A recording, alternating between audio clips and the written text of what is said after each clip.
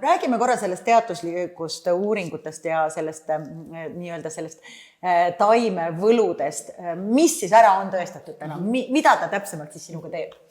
No põhiline on ikkagi see närvisüsteemi toetamine, et on leitud, et tegelikult täpselt samasuguse mõju, nagu annab CBD, annab ka jooga, meditatsioon, massaaž, külm dušš, treening, võimlemine, eks, et see paneb meie keha siis närvisüsteemi retseptorid tootma kannabinoide, mis annavad täpselt samasuguse mõju. Wow, nii et tegelikult keha on võimeline tootma ise kannabinoide, aga selles mõttes täna võttes see teed väljaspoolt sissepoole, siis me nagu toidame oma organismi. Täpselt nii. Ja ütleme, et mina olen ka alati ütlenud, et ega te ei pea seda teed jooma. Te ei pea. Minge tehke joogat. Saate täpselt samasuguse efekti.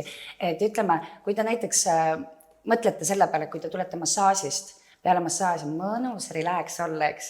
Et see ongi tegelikult see, et meie närvisüsteem on toidetud ja see tekitabki selle hea une, võtab ärevust maha, eks, rahustab keha maha. Teine asi on vererõhu stabiliseerimine.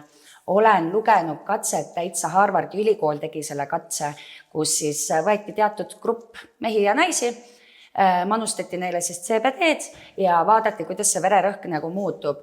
Et enamasti, miks ma ütlesin, et stabiliseerib, sest enamasti ta küll tõmbab alla vererõhu, aga täna me oleme ka oma klientuuris näinud seda, et kellel ta kõigub, siis ta lööb stabiilseks.